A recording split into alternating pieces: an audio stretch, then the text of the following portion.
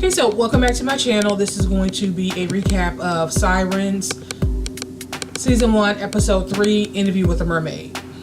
So, Maddie's father, I think his name is Gil, he's out still investigating the crime scene where they found a dead man in the truck.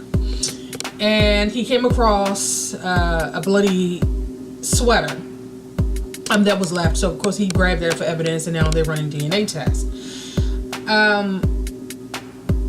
Maddie and Ben over at Helen's talking to Ren because the previous episode is when they saw the crime file of the actual photos of the crime scene and the dead guy and the whole thing. And so now they're trying to question her about what her involvement may be, but she's still, even though she's learning, there's still some communication issues.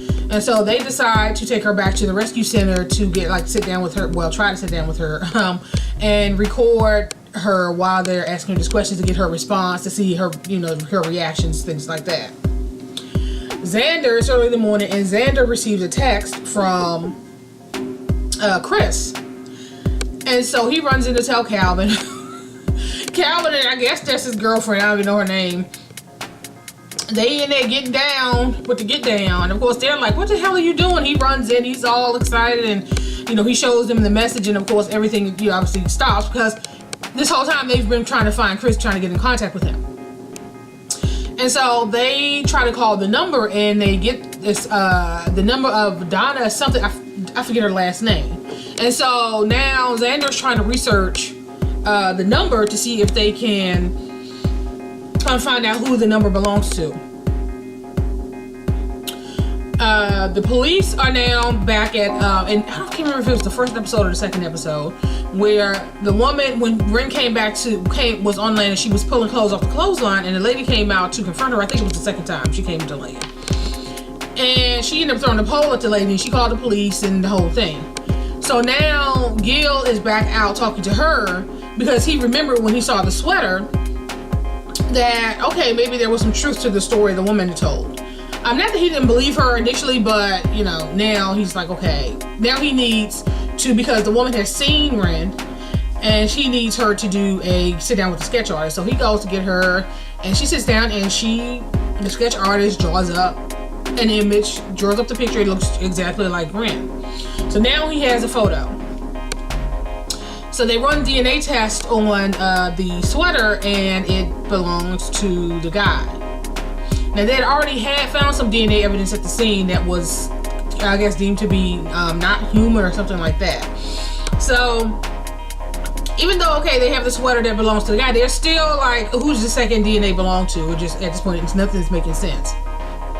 So you have Ben and Maddie, they're back at the rescue center, and they're trying to talk to Ren. Of course, she's moving around because everything is new to her. She's touching things, they're trying to, figure out what's what. And so they were asking her questions about her sister, like, can she walk on land too? And she was like, yes, and it's very painful. I guess the transition is very painful. And so he asked her, is that why you attacked me in the water? Because remember that in the first episode, he went in the water after her, and then after she transitioned, she attacked him like he was food or whatever. And so he showed her the scratches on his neck, and she was like, no, I wasn't trying to, what did he say? Is that why you attacked me, because you were in pain? And she said, no, I attacked you because basically that's what we do. We fight. Either you die or you kill me. And so he's like, okay, so is there a lot of you? He said, yeah, there's a lot of us. Do they want to come to land? And she was like, no.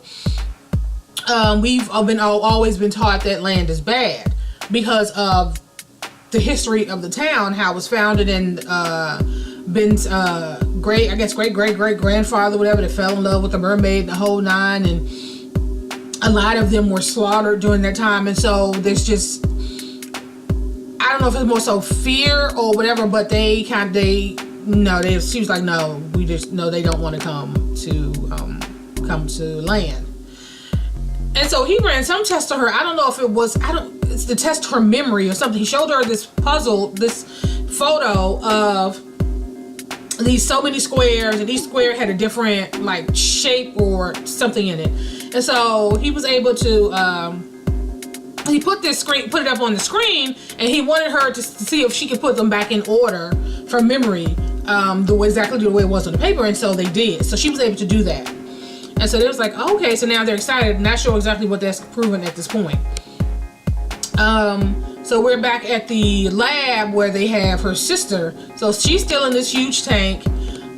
They're still drawing spinal fluid from her and the whole nine. But I think his name is Aldon, the doctor, who he has an affinity for her. Now I don't know if that's because he's so enamored with her or because she did sing her song, her siren song, and that gets kind of embedded in your subconscious, and it's almost like a drug or something. Has some hypnotic effect on them, on people that they do that to, and so they have been injecting her the spinal fluid they've been pulling from her into paralyzed rats. And so now they're seeing that the rats that they injected the fluid into can now walk. And so now they're, very excited about obviously this find that maybe, paralysis is going to be a thing of the past.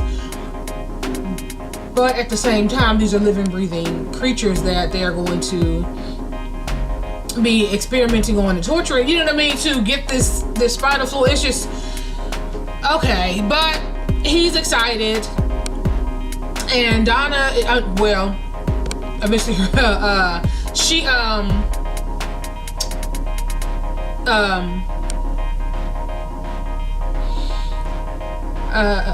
so she's she's still in the tank, and she's kind of just watching and seeing how people are moving around, and she's just looking at him, and you could tell that the way he looks at her, it's almost like he's in love with her. But because I think what they're saying is that the siren song, it gets into their subconscious or something, and it does something to these people. Like eventually it drives them crazy. And so right now, she's just kind of moving around, just watching everything that's going on, and we're going to see, whatever's going to happen next. And so Xander finds out who the number belongs to, and they was able to find out where she lives. And so they're on their way to her place, to her house. And so they end up calling Ben. And of course, Ben can't leave right now because he's still with Maddie and Rena. They're still trying to get as much information from Rena as they can at this point. And so Ben basically was like, if you find Chris, let me know and I'll meet up with you. And so they hang up, and Ben and Maddie go back to working with Rena. So there's some kind of issue going on between Ben and his brothers. So he walks into their father's, the brother, for like me, can't think of his name right now, walks into the brother's their father's office with some reports. And his father mentioned trying to get Ben back, I guess bring him back to the fold, to get him back into the family business. You can tell he felt some kind of way. And so we flash to, although he was like, okay, that sounds like a good idea, you could tell he was kind of feeling some kind of way. So we go back to Ben and Maddie. They're still with Rena at the rescue center. And so they're trying to run her vitals, and she jumps on the scale, and she don't look like she weighed more than 90 pounds, but they were saying like she weighed like 196, like almost 200 pounds. And it's like, wait a minute, what?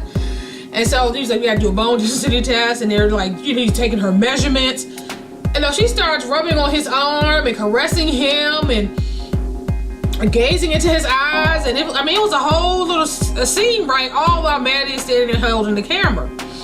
And so she goes and to kiss him, and he kind of snaps out of it, and he turns to look at Maddie, and Maddie's like, oh, okay, So Jerry walks in. A guy named Jerry walks in. Jerry works at the rescue center as well. He was there to feed the sea lions, and so he went on out to feed the sea lions, and Ren went out behind him, and you could tell every time she's around, the sea lions just go crazy, and they they don't know, Ben and Maddie know at this point, but it's just for people who don't know what's going on, it's just unexplained. They just go crazy. They start making all this noise. It's not like they're growling, and all kinds of stuff is going on. So, while Ben and Maddie were still in the rescue center talking, Jerry started talking to Rena, and he told her about some party he was having, and he took her to the party. So Maddie and Ben comes out, and they realize, okay, she's gone. Where the hell could she be? So now they're going all over town trying to figure out where she is, and they so they get a text eventually, or a post or something, like Jerry took a photo of him and Rena and posted on social media, I guess. And so now they know that she went to the party. Xander and Calvin, they're still waiting for Donna to come out of her house. She finally comes out. They start following her. They follow her to the facility where they're holding the other siren. But it's heavily guarded with armed military guards. And so she, swipes her badge, goes in, and they think that they're going to just drive in. And so the military guys start running out with their little rifles. And so they sped away and got out of there real quick. Stupid. So they get to the party, and Ben's brother is there, and he was like, "Oh well, hi. What are you doing here?" And so he actually got there to talk to Ben about coming back to the company. And of course, at this point, he's more focused on trying to find Ren before something happens.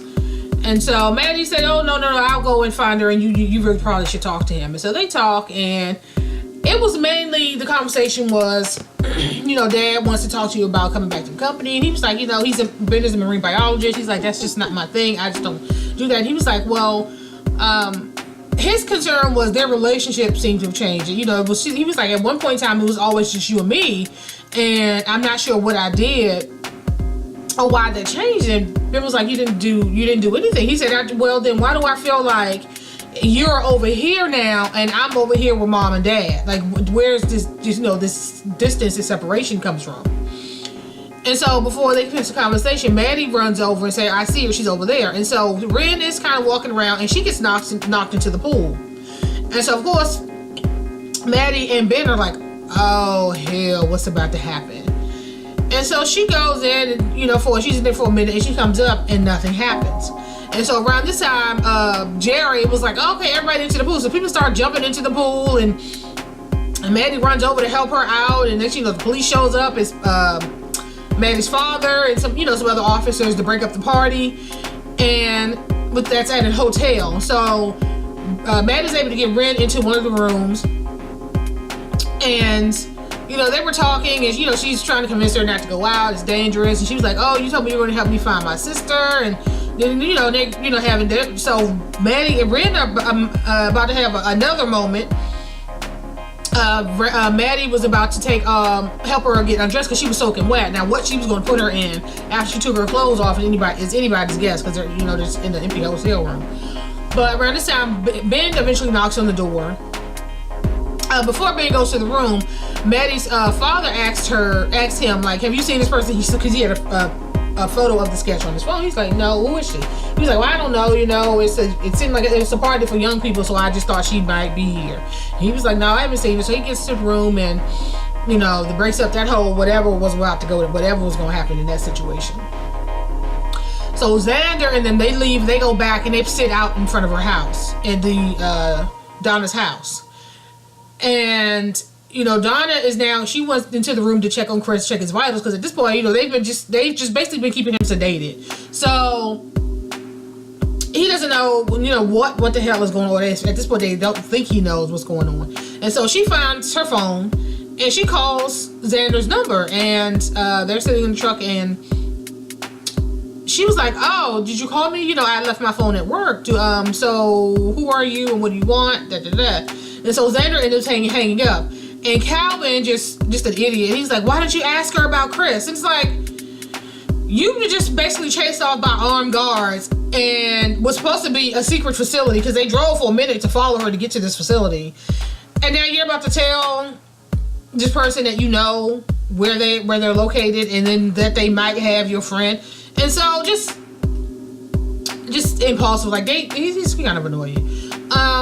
And basically Xander was like, I don't know what to do at this point. And so Calvin's like, we're gonna wait for her to come home, and we're gonna make her tell us. Like, they're gonna torture her until she tells them where Chris is. So they, at this point, you know, the doctor, I don't know if he's a Dr. Decker, Aldon Decker. He's the person overseeing this project. And so he noticed that the siren, she's not swimming as much. She's not moving around as much. It's like she's just kind of floating. She has her eyes closed, and he doesn't know like what's going on. And he thinks that all of the testing is taking its toll on her. And so one of the guy, Admiral something, I forget his name now, he's like in the military obviously, and he talked to him about postponing or taking some time off from the project to give her some time to rest. And he was not trying to hear none of that. Like, we need to, you know, do what we need to do. We need to run these tests. We need to do, you know, and basically her life is of no consequence to us. This is about us trying to figure out whatever medicinal benefits we can get from her and her kind. Basically, that was the thing. But Decker, you know, I don't know if it's because he really has a conscience or it's because, you know, he's, like I said, she didn't get into his head with that song, and so he feels almost like he's kind of, at this point, trying to be protective of her. But Admiral wasn't trying to hear none of that.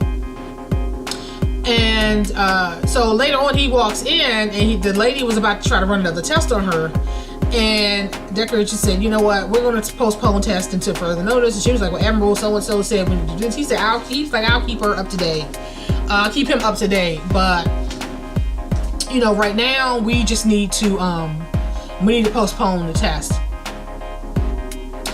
And I forget what happened where, they got a ping or something happened where they end up getting some images or something. They're trying, I forget what Ben did. I don't know if it was they have a tracking device on that thing they pulled off of he pulled off the boat, or if there was a camera or something. But whatever it is, they have a photo of him, and the Admiral sent it to Decker. And with his name and his age and the whole thing and where he lives, the whole nine, right? So I guess now they're gonna be paying Ben a visit. So it ends with, oh no. So they're back at Ben's place, Ren and Maddie, and so they're helping her, you know, get her on the couch. They got her all set up to lay on the couch. And so they get in the bed, so they're kind of staring at each other. And then Ren gets up, and she kind of stands at the foot of the bed, and she looks at the both of them. And then she climbs into bed with them, and she kind of lays in between them. So I'm like, what? What's about to go down? What? Okay, so they're kind of like looking at her and kind of looking at each other and like, oh, okay. So then you flash back to the facility where the other siren is in the tank, and Decker, you know, they have the little conversation and they leave, and then you can see her eyes open. So it's almost like she's waiting for something. So in the next episode, we're going to see exactly what that is. So it wasn't, you know, this episode wasn't all that exciting. You know, a few things happened, but nothing too dramatic. Flashback a little bit. When Maddie had Ren in the hotel room, she was like, well, she asked her, why didn't you change? And so she was like, it's not my water. So I guess she has to be in salt water or whatever in order for her to change back. So because she was in the water with the pool water, that makes sense to why she didn't change when she fell in. So yeah, so that was basically episode 3. I am going to end this here, and I will talk to you guys later.